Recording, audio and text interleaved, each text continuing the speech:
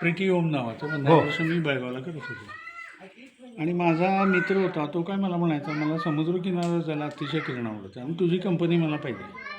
आमचं एक्झिबिशन पार पडलं, आम्ही गेलो स्पेशल तो गाडी करायचा, सगळं करायचा.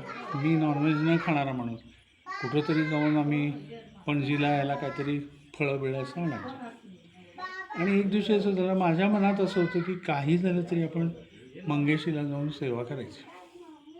काय मला माहिती नाही त्याचा काय जी ओढ होती ती. आणि मग ज्या लॉजमध्ये आम्ही राहिलो, असं आम्ही गेलो आणि त्याला फोन आला की ताबडतोब निघ आणि मुंबईला ये, काहीतरी महत्त्वाचं काम आहे. तो मला म्हटला, ही कार मी हायर केलेली आहे, ही घेऊन तू बेळगावला जा. मला इतका आनंद झाला. म्हटलं मला कार मिळाली आहे, आता फोंड्याला जाऊन म्हटलं दर्शन घेऊन पुढं जायचं. तर बघा, एकच बादली पाणी लॉजमध्ये मला मिळालं आंघोळीला. तेवढं मी पाण्याने आंघोळ केली. रात्रभर झोप नाही. 4 वाजता मी त्या ड्रायव्हरला उठवलं. 5ला मी मंगेशी, 5-5:30ला मंगेशीच्या जवळ. मला माहिती नाही, मी पहिल्यांदा मंगेशीच्या जवळ आणि तो दरवाजा बंद होता. आता म्हटलं आपण काय करायचं, उंबऱ्यावर डोकं ठेवलं आणि आता म्हटलं निघावं. तेवढ्यात एक म्हातारी व्यक्ती अशी आली. ती म्हातारी व्यक्ती मला म्हणाली, अहो तुम्हाला माहिती नाही का, असं एक छोटं इथून दार आहे, तिथून आत पुजारी लोक जातात, तुम्हाला का जात नाही तुम्ही आत? म्हटलं ठीक आहे बाबा, मी जातो. मला इतका आनंद झाला, त्या ह्याच्यातनं गेल्यावर डायरेक्ट त्या सभा मंडपात. अरे कोणीही नाही. आणि सकाळचं हे गायलो मी, अहिरवेरो. सगळं वातावरण असं तोडी गायलो. आणि तिथला एक पुजारी होता, तो उठून आला.